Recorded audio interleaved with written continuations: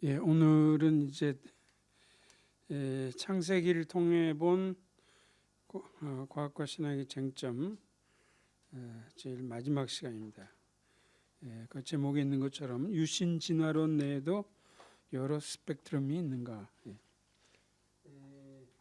다소 생소하기도 한 그런 주제일 수도 있습니다. 유신 진화론 자체가 잘 알려져 있지 않은데 이 안에 뭐 여러 그 스펙트럼이 있고 갈래가 있고 이제 그것까지 이제 밝힐 필요가 있는가, 또 좀 그렇게 생각을 하실 수도 있겠습니다. 그러나 조만간 이 주제는 이제 금방 우리 그리스도인 사이에 이제 논란이 될 것이기 때문에 약간의 뭐 예방적 차원도 있고 이제 그런.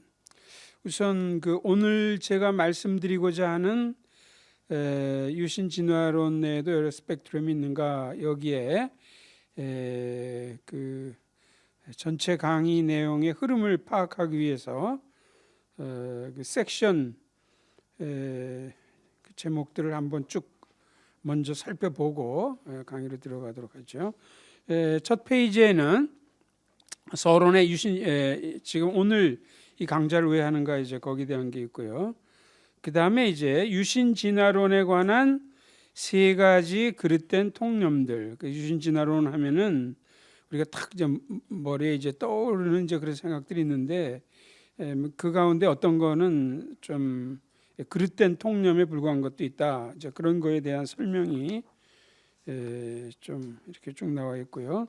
4페이지에 가서 보시면 유신 진화론의 섹션 3에서 유신 진화론의 명칭과 의미, 어떤 사람들은 유신 진화론이란 말을 사용하기를 거절하든지 싫어하고 딴 말로 바꿔달라 뭐 이렇게도 얘기하고, 그러나 어쨌든 여기 연관된 그 용어 한 세 가지를 이제 설명을 드리고요. 유신 진화론이 뭘 뜻하느냐에 대해서 6페이지에 여러 사람들의 견해를 좀 무작위적으로 한번 이렇게 좀 정리를 해봤습니다. 그래서 이런 것들을 이제 공통 소재로 해가지고 7페이지에 한 5가지로 유신 진화론이 한 5가지 그 내용을 이제 견지하고 있다. 그걸 설명드려. 오늘 강의의 가장 그 핵심에 해당하는 부분은 섹션 4입니다. 그 왜 이렇게 유신 진화론이 다양한 형태를 갖춰 있느냐? 뭐 예를 들면은 즉각적 창조론 같은 건 상당히 거의 뭐 단일하거든요. 근데 유신 진화론 왜 이렇게 다양하냐 해서 그 네 가지 요인들을 쭉 이제 설명하는 이게 아마 오늘 강의의 이제 핵심일 거고요.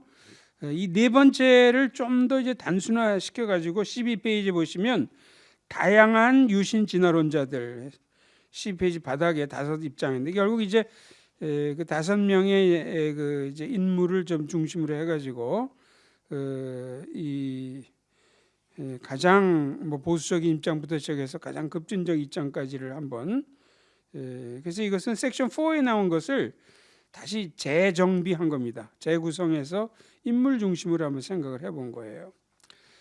그리고 이제 14페이지로 가서 이제 오늘 이제 마지막 날이기 때문에 지금까지 우리가 이제 배운 것들을 한번 쭉 한번 일별해보는, 뭐 이것은 뭐 새로운 내용이 아니고 그 각 강좌가 있었는데 그 각 강좌에서 딴 거는 잊어먹더라도 요거는 우리가 좀 기억하고 있어야 된다, 그렇게 여겨지는 것들을 쭉 정리를 했고, 15페이지에 이제 우리가 이 강의를 전체적으로 지금까지 들었으니까 앞으로 이제 이런 거에 대해서 우리가 스스로 어떻게 판정을 내려야 되느냐에 대한 예시를 15페이지 바닥에 이제 했습니다.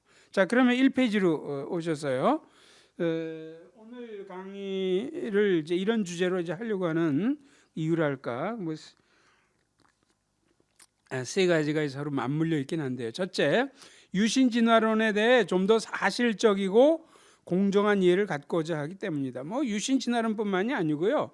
점진적 창조론도 그렇고 즉각적 창조론도 그렇고 우리는 항상 이 좀 더 사실적이고 공정한 이해를 이제 갖도록 해야 되겠죠.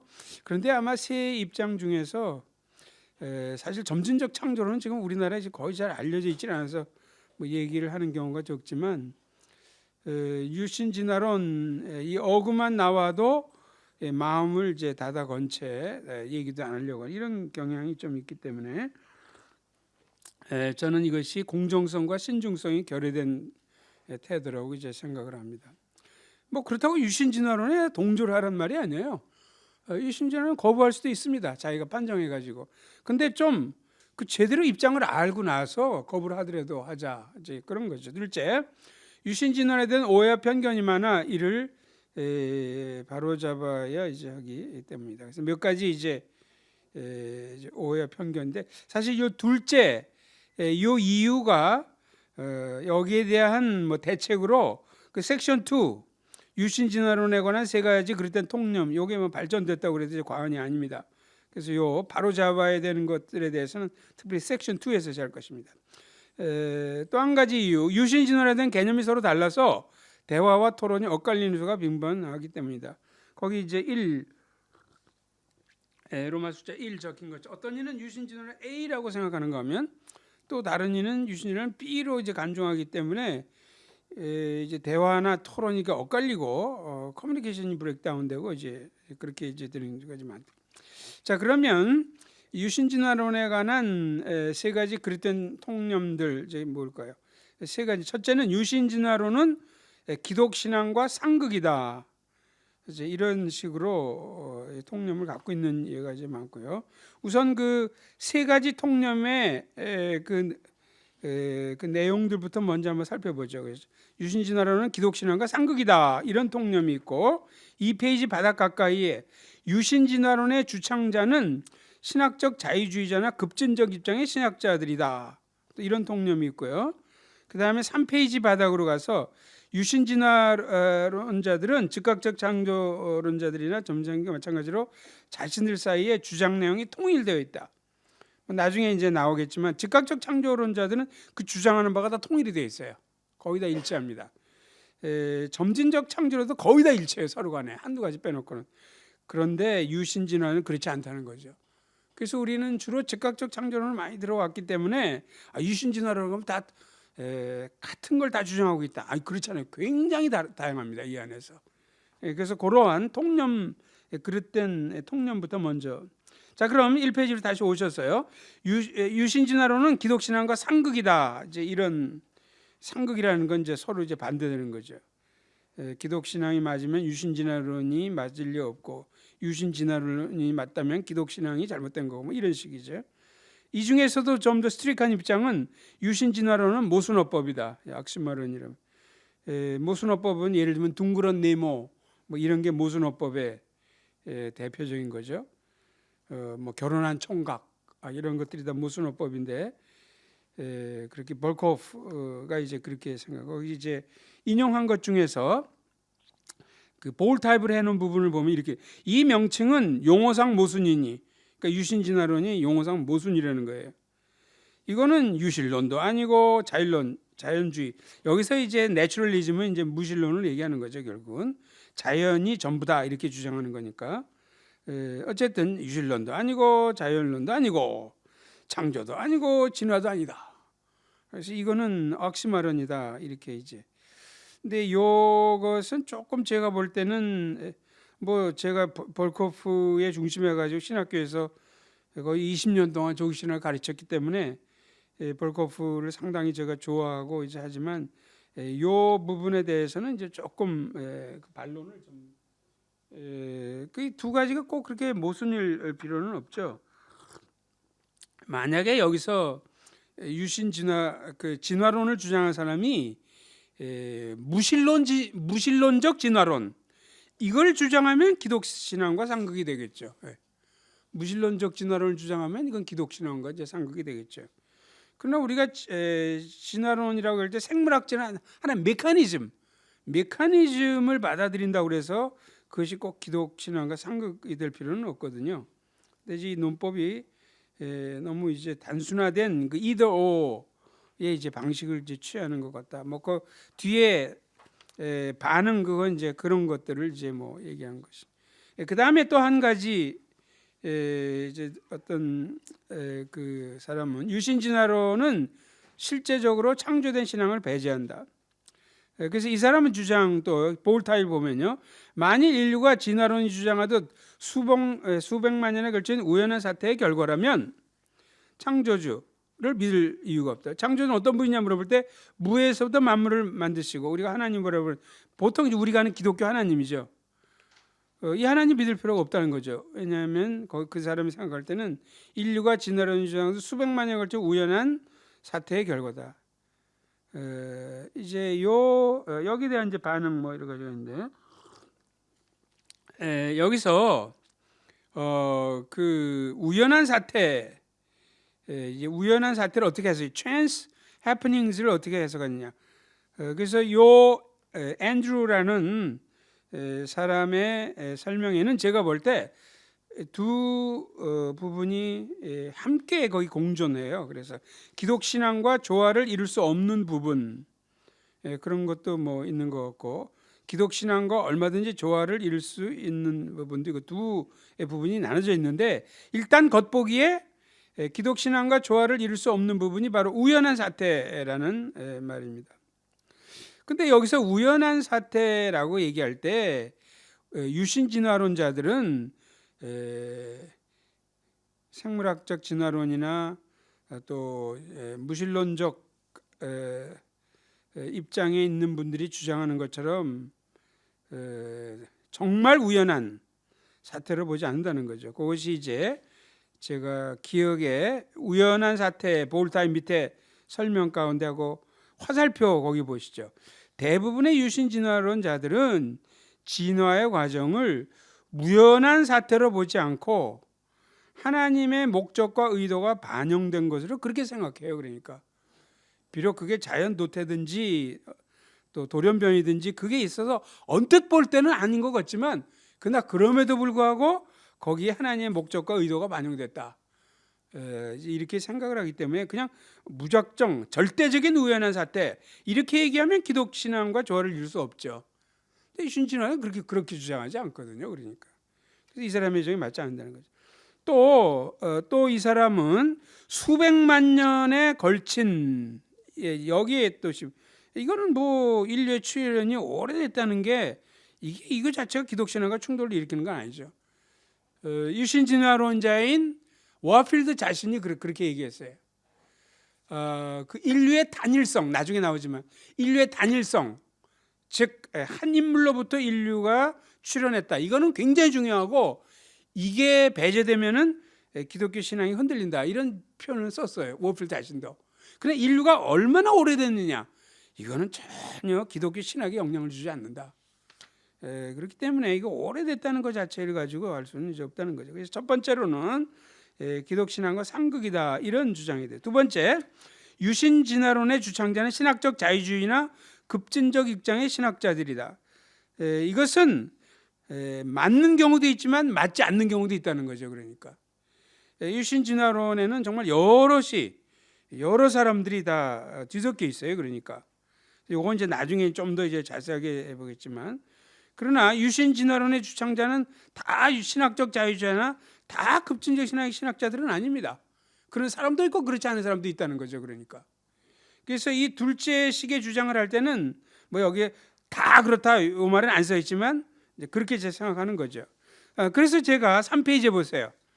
물론 저는 현재까지는 뭐 유신 진화론을 이제 제가 지지하는 입장으로 내걸지는 않지만, 그럼에도 불구하고 저하고 다름에도 불구하고 대표적인 인물 두 사람이 월필드하고 존 스타트예요. 그러니까 이 사람들이 복음주의자라는 거는 뭐 아무도 뭐 반대할 수가 없죠. 월필드는 뭐 성경의 무호성 이 교리를 만들어낸 사람이거든요. 그렇기 때문에 아주 보수적인 사람이죠, 사실은. 그런데 이런 사람들도 그 진화론을 다 배척할 필요는 없다. 진화론에 제약을 가한다면 그것은 하나님께서 섭리로 사용할 수 있는 방식이 될 수도 있다. 이제 그렇게 얘기하는 거죠. 그러니까 그 워필드, 이게 지금 이게 저는 이제 물론 아까 말씀드린 것처럼 점진적 창조론 쪽에 기울어 있기 때문에 워필드도 벌써 이제 유신 진화론 유신 진화론 내에 아주 보수적인 유신 진화론자, 그래서 저기 입장이 이제 다른 건 사실이지만, 근데 그럼에도 불구하고 이 워필드의 글이 좀 저는 많이 소개해야 된다고 생각해요. 근데 이제 문제는 워필드의 이제 글을 모아놓은 마크 노우라고 이제 거기 그 풋노트 5번에 보시면 Evolution, Scripture and Science, Selected Writings 에서 워필드가 쓴 글 중에서 진화, 또 성경관, 또 이제 과학에 관련된 그 책자가 이제 2000년도에 베이커사에서 나왔어요. 그래서 이것을 마크 노우라고 데이비드 리빙스턴, 마크 노우는 우리가 아는 그 이제 역사학자죠, 복음주의. 데이비드 리빙스턴은 이제 과학사, 기독교 과학사학자예요. 그래서 둘이 이걸 편집을 했는데 우선 영어로 되어 있고 아무도 번역을 안 하고. 근데 번역하기 굉장히 힘들 것 같아요. 저도 몇 번 읽어봤는데 워필드 글이 상당히 어렵게, 그 사람은 어렵지 않겠을지 모르지만 우리가 볼 때는 어려워요. 이 사람이 참 이 전쟁터에 나가서 글을 써서 그런지 굉장히 글이 워필드잖아요. 워필드. 글이 주어 동사가 어떻게 연결 잘 알 수가 없어요. 굉장히 길게 써요. 그리고 그래서 자세히 읽어봐야지 알 수 있는 데다가 이 워필드는 유신 진화론을 갖다가, 그러니까 워필드는 이 조직 신학자면서 조직 신학을 안 썼어요. 왜냐하면 찰스 하치라는 자기 선배가 워낙 프리스턴 신학교에서 조직 신학을 3권으로 해가지고 잘 써놨기 때문에 내가 뭐하러 쓰느냐 해가지고 체계적인 조직 신학을 안 썼어요. 그래서 이 뭐 진화의 관계도 체계적으로 써놓은 데는 없어요. 그러니까 이제 워필드 글의 대부분이 뭐냐면 어떤 사람이 과학자든지 신학자가 진화와 관계된 글을 쓰면은 그걸 평하고 이것도 평하고 또 이걸 평하면서 과거에 어떻게 발전되고 얘기하고 하니까 우선은 그 워필드가 평하려고 하는 그 책을 우리가 알아야 되는데 거의 우리가 모르거든요. 게다가 워필드는 그걸 다 안다고 생각하는 가운데 막 해놓으니까 아마 굉장히 이해하기 힘들 것 같아요. 그러니까 어쨌든 그때 번역도 안 되고, 그래가지고 이제 워필드가 지금도 특별히 이제 개혁파 사람들 가운데 가가지고 워필드가 유신진화론자다 이렇게 얘기하면 굉장히 놀라요. 정말 보통 놀라는 게 아니에요. 이걸 뭐 이제 아는 분들은 이제 안 놀라는데 처음에는요 너무 놀라가지고 그다음에 입을 잘 벌리고 말을 잘 못해요. 그러니까 이제 그런데 그 이제 그래서 이 책이 좀 이제 번역이 돼서 이제 읽히면 좋은데 좀 어렵다 이거죠. 어쨌든 워필드 이렇게 이 사안 전체의 요지인즉, 그러니까 이 사안 전체는 이 글에서는 뭐를 얘기하냐면은 진화론과 기독교가 양립할 수 있느냐, 이제 그걸 지금 다루는 거예요. 만일 우리가 너무 극단적인 형태의 진화에만 집착하지 않는다면 기독교는 결코 진화와 상극일 필요가 없다는 거죠. 그러니까 굉장히 명료하게 그렇게 얘기를 해요. 너무 극단적인 형태의 진화라는 건 뭘까요? 예를 들면 하나님은 전혀 개입할 수 없어. 자연의 다양성은 무작위적으로만 일어나. 누구의 통제받는 것 때문에 감독받는 것이 멋대로 다 일어나는 거야. 이러한 극단적인 형태만 아니라면은 왜 이게 기독교 신앙과 상극이라고 얘기할 수 있겠느냐. 그래서 예를 들면은 너무 극단적인 형태를 그다음에 설명해요. 하나님께서 자연 법칙에 무관하게 자유로이 일하시는 것을 가로막는 형태의 진화론. 이게 이제 너무 극단적인 형태예요. 하나님은 얼마든지 자연 속에 개입할 수도 있고 이런 거지. 자연 법칙이 있으니까 하나님에게 못 들어와. 뭐 이런 식의 진화론이 있다면은 물론 그거는 우리가 찬성할 수 없다. 그거죠. 또 한 가지는 영혼의 부여나 하와의 창조는 것은 창조의 기적적 개입을 허락하지 않는 형태의 진화론. 이거는 자기도 받아들일 수 없다는 거죠. 그러니까 여기서 이제 영혼의 부여라는 것은 이제 아담을 얘기하는 거예요, 결국. 그래서 워필드는 이렇게 생각해요. 아담의 몸은 진화의 산물일 수 있다. 얼마든지. 영혼은 아니다. 아주 명료하게 그렇게 얘기해요. 근데 제가 말하는 것처럼 그렇게 간단하게 써놨으면 좋겠는데 아무리 읽어도 그 뜻을 뭔지 사람들이 모르니까 번역도 안 됐지만 제가 보기에 영어 책을 줘봐도 아마 거의 사람들이 이해를 못할 거지. 무슨 말을 하는지 자체를 이제 그렇게 친절하게 설명한 건 아니니까. 그럼 어쨌든 요 두 가지가 극단적 형태의 진화론. 이 극단적 형태의 진화론은 정말 기독교와 상극이 돼요. 왜냐하면 기적적 개입을 허락하지 않은 형태의 진화를 채택하는 것은 그리스도인으로 하여금 교리를 크게 수정하게 만들 것이요, 성경의 구체적 권위를 크게 저하시키는 일이 될 것이다. 이 경우는 찬성할 수 없다는 거죠. 그러나는 상극일 필요가 없는 이런 진화의 형태를, 만일 우리가 전체 과정에서 하나님의 지속적 감독을 인정하고 하나님이 지속적으로 섭리한 것에 관여하신다는 거죠. 그러니까 첫째 이거 하나, 창조적 능력의 실제 출력에 의한 새로운 시작의 또 이렇게 뒤또 그 돼 있는 건 뛰어넘어서 그 다음에 읽어보면요, 새로운 시작의 산출과 관련하여 이따금씩 하나님 편에서의 초자연적 관여를 허락하는 식으로 진화 이론을 제안한다면, 그러니까 무조건 100% 그걸 그대로 받아들이는 것은 기독교와 물론 모순이 될 수 있지만, 하나는 하나님이 지속적 감정을 인정하고 또한 하나님께서 초자연적 관여를 허락하는 요걸 인정. 그래서 초자연적 관여가 뭐냐 물어볼 때 그 위에 나온 게 두 가지예요. 아담의 경우에 있어서 영혼을 하나님 직접 창조해서 불어주는 거. 근데 하와의 창조 같은 거예요. 하와의 창조가 이게 기적의 현상이라고 이제 보는 거거든요. 이제 심한 유신 진화론자들은 하와의 창조를 비유적, 풍유적으로 해석을 합니다. 실제 거기서 실제 뼈에서 이런 거 아니고 그냥. 나 이제 워필은 절대 이제 그렇게 보지 않고 다 이제 그렇게 한다면 우리는 수정된 진화 이론을 견지하면서도, 그러니까 막가는 이런 진화 이론이 아니고, 이거 한다면 그러한 진화 이론을 견지하면서도 정통적인 의미에서의 그리스도인, 그러니까 보수적인 그리스도인이 될 수 있다는 거예요. 그러니까 자기가 이제 그렇다는 거죠. 그러니까 존 스타트는 이거보다는 쉽게 얘기해요. 존 스타트는 또 아까는 워필드 전쟁터에서 썼지만 존 스타트는 이 스타트가 좋은 사람이기 때문에 존 스타트잖아요. 그래서 그렇게 어렵지 않게 얘기하는데, 거기 볼타입 읽어보죠. 나 자신에 대해 말하자면 어떤 형태의 진화 이론은 창세기 계시를 반박하거나 그게 모순을 일으켜 볼 수가 없다는 것이 내 최소한의 입장이다. 물론 역시 존 스타트는 모든 진화 이론이 다 자기가 동의한다, 이거는 아니죠. 그러니까 그래서 이제 어떤 형태라고 이제 그렇게 이야기를 하는 거예요. 그러니까 성경은 말하자면 그 하나님의 신앙적 진리를 밝혀주는 거고, 과학은 현 세상에 대한 거기 때문에 그 밑에 볼타입, 과학은 진화가 하나님께서 창조하실 때 채택하시는 양상일 수도 있다는 것을 제안한다. 그 다음에 볼타입은 아니지만 이런 진화라는 이슈를 다루면서 어떤 사람이 창조는 이제 상호 배타적인 단어라고 전제하고 논의를 시작하는 것은 상당히 유감스러운 일이다. 아담의 창조에 있어서도 존 스타트는 이렇게 얘기해요. 그러므로 아담은 하나님의 특별한 창조물, 피조물이다. 하나님께서 그를 흙으로부터 지으시고 그 코에 생기를 불어넣으시는 방식을 취했건, 보통 여기까지는 심지어 점진적 창조론자들, 또 이제 즉각적 창조론자들도 여기까지 이렇게 생각하죠. 그러나 이제 존 스타트는 열려 있어요. 여기서 점진적 창조론이 창조론 쪽으로 해석할 수도 있고, 아니면 이것이 이미 존재했던 원인으로부터 아담이 창조되었다는 사실은 성경적 편이가 말이다. 또 이렇게도 해석할 수 있다.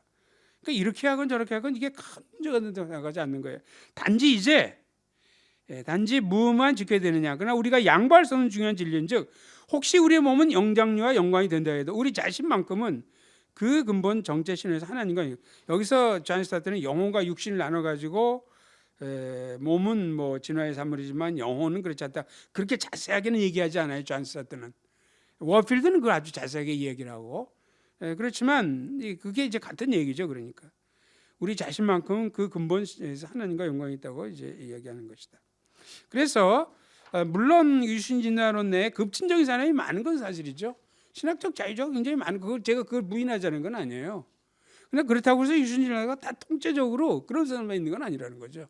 그래서 그걸 알아봐야 된다는 거예요. 유신진화론자 할지라도 그게 공정하고 봐요. 셋째, 유신진화론자들은 즉각적 창조론자들이나 전생 마찬가지 자신들 사이에 주장 내용이 통일되어 있다. 이게 또 하나의 잘못된 통념이라는 거죠. 물론 즉각적 창조자들은 그들 사이에 거의 같아요. 거기 이제 네 가지 이면에서 반론을 제기하면 그 사람 즉각적 창조론자가 아니에요. 그 즉각적 창조론이 다 통일돼 있어요 거기. 이 네 가지 면에 있어요. 이 중에 하나라도 안 받아들이면 그 즉각적 창조론자가 아니에요. 그 다음에 점진적 창조론자들도 제가 6가지 내용을 거기 4페이지에 적어놨는데 점진적 창조론자들도 거의 다 이걸 이제 하는데 그러나 최소한 첫 번째에서는 합의가 안 이루어지고 있어요. 점진적 창조론자는. 아까 조금 전에 봤던 즉각적 창조론자는 4가지에서 전부가 다 동의합니다. 그 중에 하나라도 안 하면 이제 즉각적 창조론이 아닌 게 되는 거죠. 그러니까 점진적 창조론은 거의 다 이렇게 동일이 돼 있긴 한데 첫 번째에서는 아니라는 거죠.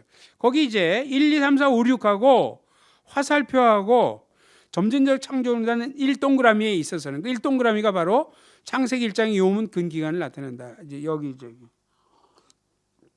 그릇된 통념 앞에서 설명한 3의 1, 2의 경우와 마찬가지로 그러니까 1은 즉각적 창조론이고 2는 점진적 창조론. 그러니까 그들도 이렇게 다 비슷하니까 유신진화론도 그들 사이에 주장하는 게 서로 거의 다 같을 거야. 이게 잘못된 통념이라는 거죠. 그래서 이 통념을 교정해야 되는데 유신진화론자들은 전개의 뜻, 다양한 신학적 입장을 취하고 그들 사이에는 주장 내용이 서로 통일되어 있지 않다. 차이가 나는 상황들 최소한 그 5가지. 창세기 1장부터 11, 특히 1, 2장에 대한 해석학적 방침. 모든 사람들이 창세기 1장부터 11장, 특별히 1, 2장 여기를 모든 걸 다 자구적으로 다 해석해야 되는 건 된다 이렇게 생각하지는 않죠. 비유적으로 이제 해석해야 될 것도 있다. 그렇지만 유신 진화론자 가운데 뭐 워필드라든가 존스 다탄 이런 사람은 상당히 이제 자구적인 것, 역사적인 글로 많이 인정을 할 거예요. 그러나 지난번에 이제 본 것처럼 그 데니스 그 라무르 어떻게 발음해야 되는지 모르지만 이 사람은 이게 전부가 다 비유적으로 1장부터 11장 전체를 그래서 아담도 역사적 인물이 아니고 노아도 역사적 인물 아니고 노아의 홍수도 이러한 일이 아니고 뭐 이런 식으로 그러니까 그렇게 서로 간에 이제 그 안에 차이들이 다 유신진화론자들이죠. 그러니까 이제 창세기 1장의 요음에 대한 해석도 이제 마찬가지. 진화의 과정에 대한 하나님의 섭리 패턴 여기서도 서로 간에 차이가 있고 화석 원인을 이제 어떤 원인을 참된 거 인정한 여기서 상당히 차이가 있고 아담의 신원에 대해서 아담이 역사적 인물이냐 아니면 두 종류의 아담이 있느냐 아니면 아담은 저 상징이냐 뭐 이런 데서 서로 차이가 있어요. 그래서 이런 이제 잘못된 통념을 우리가 좀 고쳐 3가지를 제 말씀을 드렸습니다.